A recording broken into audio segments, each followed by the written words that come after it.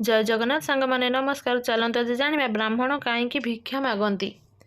ଭଗବାନ ଶଙ୍କରଙ୍କର ବାହନମାନଙ୍କ ମଧ୍ୟରେ ପ୍ରମୁଖ ହେଉଛନ୍ତି ନନ୍ଦୀ। ନନ୍ଦୀକୁ ବଳଦମାନଙ୍କ ମଧ୍ୟରେ ଉତ୍ତମ ବୋଲି ମନା କରାଯାଏ। ବଳଦମାନେ ପ୍ରମୁଖତଃ ଶାନ୍ତ ସ୍ୱଭାବଯୁକ୍ତ ଏବଂ ମୋହମାୟାଠାରୁ ଦୂରେଇ ରହିଥାନ୍ତି। ବଳଦ ବଳବେଶିତ ଶକ୍ତି ଏବଂ ଶାନ୍ତର ପ୍ରତୀକ ଅଟନ୍ତି। ଏହି ଶାନ୍ତ ସ୍ୱଭାବ ଯୁକ୍ତ ବଳଦ ଯେତେବେଳେ କ୍ରୋଧରେ ଜର୍ଜରିତ ହୋଇଯାଏ ସେତେବେଳେ ତା ସମ୍ମୁଖରେ ବାଘ ଆସିଲେ ମଧ୍ୟ ସେ ବାଘକୁ ଖାତିର କରେ ନାହିଁ। ଆଜି ଆମେ ଜାଣିବା ଭଗବାନ ଆଉ ନନ୍ଦୀଙ୍କ ସମ୍ପର୍କରେ, ଯେ କି କ୍ରୋଧରେ ବ୍ରାହ୍ମଣ ବଂଶକୁ ଏଭଳି ଅଭିଶାପ ଦେଇଥିଲେ, ଯାହା ବର୍ତ୍ତମାନ ପର୍ଯ୍ୟନ୍ତ ବ୍ରାହ୍ମଣମାନେ ଏ ଅଭିଶାପରୁ ମୁକ୍ତି ପାଇ ନାହାନ୍ତି। କଣ ପାଇଁ ନନ୍ଦୀ କ୍ରୋଧରେ ଜର୍ଜରିତ ହୋଇ ବ୍ରାହ୍ମଣଙ୍କୁ ଅଭିଶାପ ଦେଲେ ଏବଂ କଣ ଥିଲା ସେହି ଅଭିଶାପ? ଆସନ୍ତୁ ଆମେ ତାହା ସମ୍ପର୍କରେ ଜାଣିବା। ଶିବ ପୁରାଣ ଅନୁସାରେ ଭଗବାନ ଶିବଙ୍କୁ କଠୋର ତପସ୍ୟା କରିବା ଦ୍ୱାରା ଶିରାଧି ଋଷି ନନ୍ଦୀକୁ ପୁତ୍ର ରୂପେ ପାଇଥିଲେ। ଶିରାଧି ଋଷି ପୁତ୍ରର ନନ୍ଦୀକୁ ଦେବବିଦ୍ୟାର ଜ୍ଞାନ ପ୍ରଦାନ କରିଥିଲେ। ଅଳ୍ପ ଆୟୁରେ ନନ୍ଦୀ ହିଁ ଶିବଙ୍କର ତପସ୍ୟାରେ ନିଜର ମନକୁ ନିବେଶ କଲେ।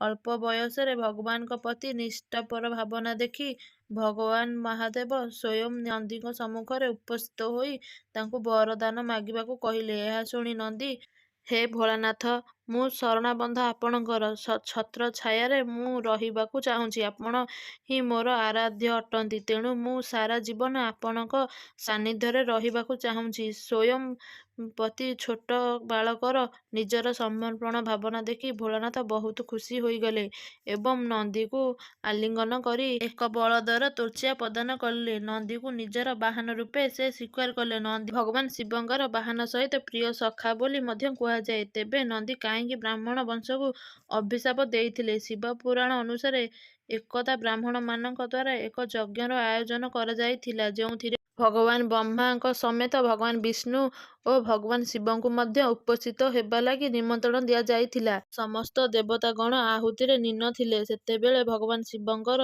ଶ୍ୱଶୁର ପ୍ରଜାପତି ଦକ୍ଷ ସେଠାରେ ପହଞ୍ଚିଲେ। ପ୍ରଜାପତି ଦକ୍ଷଙ୍କୁ ଦେଖି ଯଜ୍ଞରେ ଉପସ୍ଥିତ ଥିବା ବ୍ରାହ୍ମଣ ଓ ଦେବତା ଗଣ ତାଙ୍କ ସାମ୍ନାରେ ଛିଡ଼ା ହେଲେ, କିନ୍ତୁ ଭଗବାନ ବ୍ରହ୍ମା ଭଗବାନ ଶିବ ନିଜ ସ୍ଥାନରେ ସେଇଭଳି ବସି ରହିଲେ। ଏହା ଦେଖି ପ୍ରଜାପତି ଦକ୍ଷ ରାଗିଗଲେ ଆଉ ମନେ ମନେ ଚିନ୍ତା କଲେ, ବ୍ରହ୍ମା ମୋ ପିତା ହୋଇଥିବା କାରଣରୁ ମୋ ଆଗରେ ଛିଡ଼ା ହେଲେ ନାହିଁ, କିନ୍ତୁ ଭଗବାନ ଶିବ ତ ମୋ ଜାମାତା ଅଟନ୍ତି, ତେଣୁ ତାଙ୍କୁ ମୋ ସମ୍ମାନରେ ଛିଡ଼ା ହେବା କଥା। ଏହା ଚିନ୍ତା କରି କ୍ରୋଧରେ ଜର୍ଜରିତ ହୋଇ ପ୍ରଜାପତି ଦକ୍ଷ ଭଗବାନ ଶିବଙ୍କୁ ମନକୁ ଖରାପ ଲାଗିଲା ଭଳି ଯାହା ନାହିଁ ତାହା କହିଲେ। ଆଉ ଏହାର ଉତ୍ତରରେ ଭୋଳାନାଥ କହିଲେ, ମୁଁ ଅଗ୍ନିକୁ ଦେଖୁଥିଲି, ତେଣୁ ଆପଣଙ୍କ ସାମ୍ନାରେ ଛିଡ଼ା ହୋଇ ପାରିଲି ନାହିଁ। ଏହି ସମୟରେ ଅଗ୍ନିଠାରୁ ପୂଜନୀୟ ମୋ ପାଇଁ ଆଉ କେହି ନୁହେଁ।